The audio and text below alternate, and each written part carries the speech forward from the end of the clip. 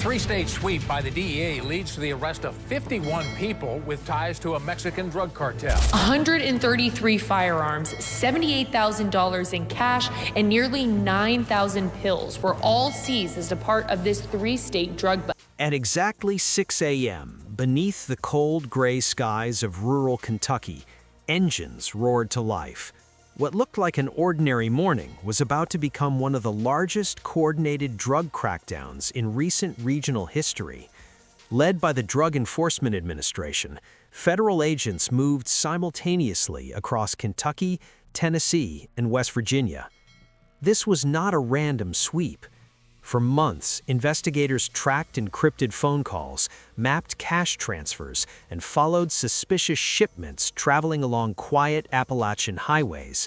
The operation's mission was clear: dismantle a supply network tied directly to the powerful Sinaloa Cartel. By sunrise, doors were breached. Suspects were taken into custody before they could destroy evidence or flee across state lines. When the dust settled, 51 individuals were under arrest, but the numbers only hinted at the scale. Agents seized 133 firearms, some modified for rapid fire. Over $78,000 in cash was recovered. More than 50 kilograms of methamphetamine, cocaine, and fentanyl were intercepted, and nearly 9,000 counterfeit pills made to resemble legitimate prescription medication were removed from circulation. Officials described it as a direct strike on the supply chain. This was not just about street dealers. Many arrested were mid-level distributors responsible for feeding drugs into rural communities. These weren't isolated crimes. They were links in an international chain stretching far beyond America's interior. And this was only the beginning. More than 2 million people. They put these drugs in pill forms to go after our kids. Among all the evidence collected, one discovery chilled even veteran agents. Thousands of counterfeit prescription pills. They looked real, stamped, colored, shaped like common medications prescribed for pain or attention disorders. But laboratory tests revealed a deadly truth. Many were laced with fentanyl, a synthetic opioid so powerful that just 2 milligrams can be fatal. Officials warned that the seized supply had the potential to cause mass casualties if it had reached the streets. The danger isn't theoretical. In recent years, overdose deaths across Kentucky, Tennessee, and West Virginia have surged. Small towns once defined by coal mines and farmland are now fighting an invisible epidemic. Addiction created vulnerability. Vulnerability created opportunity, and cartels exploited it. Investigators say synthetic drugs are cheap to produce and easy to transport.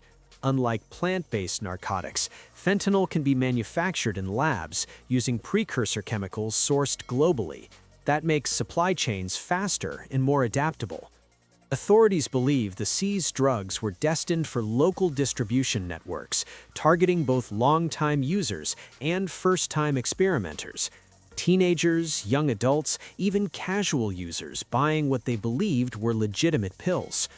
One pill, one mistake, one life gone. That is why officials called this operation a life-saving intervention, not just a law enforcement success. But the deeper question remained: how did international cartel networks establish such strong roots thousands of miles from the southern border? Cartels are the junior partners. The precursor chemicals, as about everybody now knows, come from China, but they're offloaded at the Port of Manzanillo in Mexico, which is run by a Chinese company. Kentucky, Tennessee, West Virginia. These are not border states. They are America's interior, regions associated with tight-knit communities and rolling hills. Yet federal investigators say they have become strategic targets. Why? Demand. Areas struggling with opioid dependence provide fertile ground for traffickers. Where addiction rates are high and treatment resources are limited, illegal suppliers step in to fill the void. According to officials, Nearly 95% of drugs flowing into this region can be traced back to two major organizations, the Sinaloa Cartel and the Jalisco New Generation Cartel. Cartels operate like multinational corporations. They analyze markets, identify weaknesses, and deploy distribution cells accordingly. Mid-level operators handle interstate transport. Local dealers manage street-level sales. Money moves through layered channels designed to avoid detection. The 133 firearms seized during the operation told another story. These were not just tools of personal protection. Investigators believe they were used to protect shipments, intimidate rivals, and enforce internal discipline. Some weapons were described as battlefield grade, signaling how serious the infrastructure had become. This was no longer small-time trafficking. It was organized, strategic, and deeply embedded. The three-state sweep exposed part of that structure, but analysts caution that what was dismantled represents only one segment of a larger machine. And machines can rebuild. The DEA says it all has ties to the Sinaloa Mexican cartel. What made this operation remarkable was its coordination. Raids were executed simultaneously across 3 states to prevent suspects from warning one another. Surveillance teams had already documented handoffs along highways. Undercover purchases confirmed product sources. Financial tracking revealed payment pipelines. When the signal was given, agents moved. Within hours, 51 arrests were completed. Officials described it as cutting off multiple branches of a supply tree at once. Street-level sellers, transport coordinators, regional distributors. Each arrest disrupted cash flow. Each seizure delayed the next shipment. But federal authorities admit an uncomfortable truth. Synthetic drug networks adapt quickly. When one cell falls, another can rise. Production continues overseas. Smuggling routes shift. Replacements are recruited. Cartels study law enforcement tactics the same way investigators study them. That is why officials emphasize sustained pressure. One operation creates disruption. Continuous operations create deterrence. By mid-morning, images of seized weapons, drug packages, and stacks of counterfeit pills were displayed during press briefings. For communities watching at home, the visuals were powerful proof that action was being taken. But the war is not won in a single morning. A 3-state sweep by the DEA leads to the arrest of 51 people with ties to a Mexican drug cartel. 133 firearms, $78,000 in cash, and nearly 9,000 pills were all seized as a part of this 3-state drug bust. By nightfall, detainees were transported under heavy guard to federal facilities. Court proceedings would follow. Charges would be filed. Trials would begin. But the broader message had already been delivered.